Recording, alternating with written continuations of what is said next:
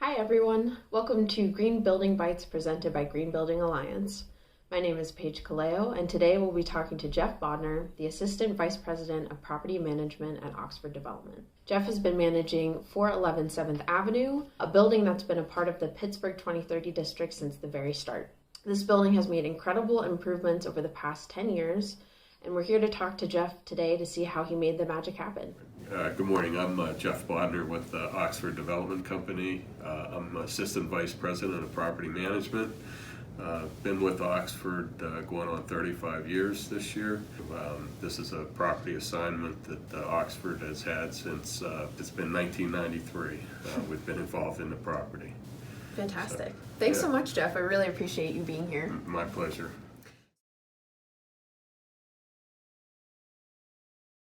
This building was acquired by Duquesne Light's real estate arm back in '93, and that's when Oxford got the assignment.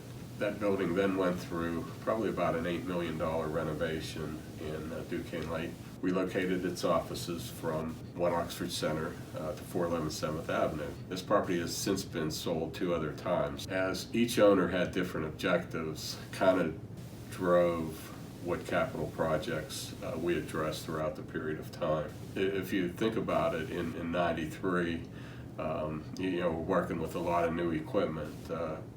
Everything was pretty much gutted and replaced. So new roof, new sidewalks, new electrical systems, fire alarm systems. The floors were totally retrofitted with new HVAC and sprinklers and that whole process. So there's a period of time that went by that we were operating with newer equipment. The equipment starts turning 20 and 25 years old. Then we have to start looking at end of useful life, and those type of projects would typically drive the plan for this building. This building was built in 1916. We've registered it with Energy Star and received Energy Star certification in 2018. Pandemic's kind of given us a twist and turn, but we certified again in 2021, and we're getting ready to certify in 2022.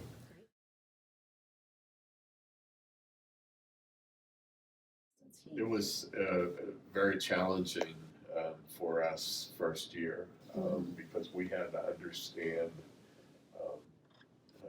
We started with much lower unoccupied set points. We had set points at 62 degrees to find out that we couldn't bring the building up to temperature for when the tenants came in by, say, 8 o'clock.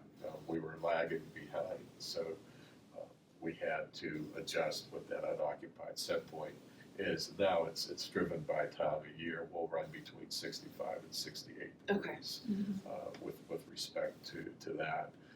Electric heat's certainly different and has its challenges. I'm used to buildings with maybe hot water coils on the perimeter and chillers in the summer, and your summer months were always your high electric. In this building, our high electric is January, February, and probably even higher than July, August.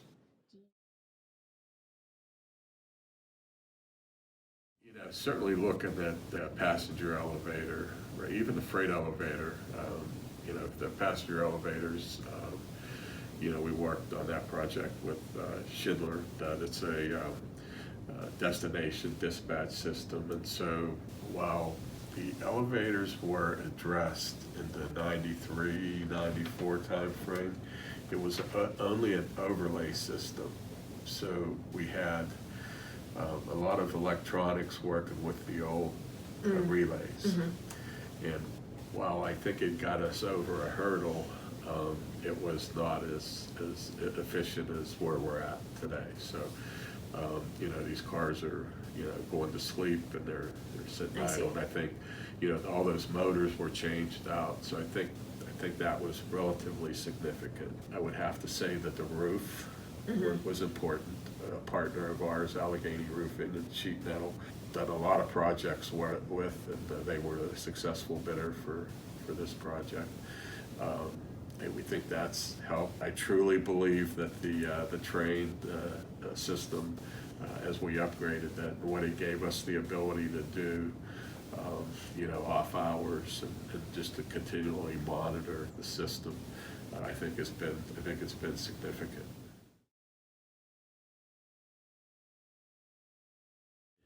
Being around this business for as long as, that's kind of what I was accustomed to. Right. Always, dealing with both sides of that, and both electric and natural gas commodity.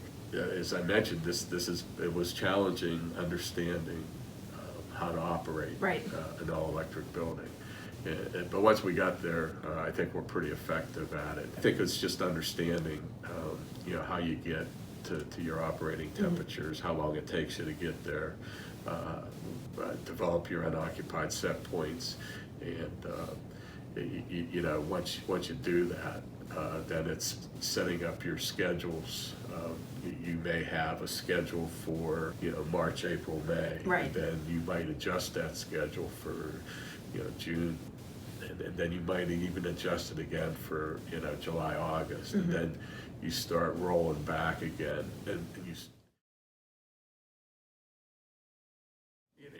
as you guys know, I've been involved in it since the 2030s started. So for me, it's been extremely helpful. I can remember way back in the day where we collectively got together and we collaborated and shared information and split into groups, and people running facilities, and you had property managers, and had a lot of different people talking about a lot of different things. I found it to be helpful when you share information with your peers, and they share information with you. The mechanism that you guys have in place in terms of tracking progress, so that kind of forced us to get on portfolio manager and to record our utilities. And for this building, I mean, it helped us navigate to Energy Star certifications. I think that's been all positive. The meetings, I know we've been virtual for a while, but I always found those, you get great speakers.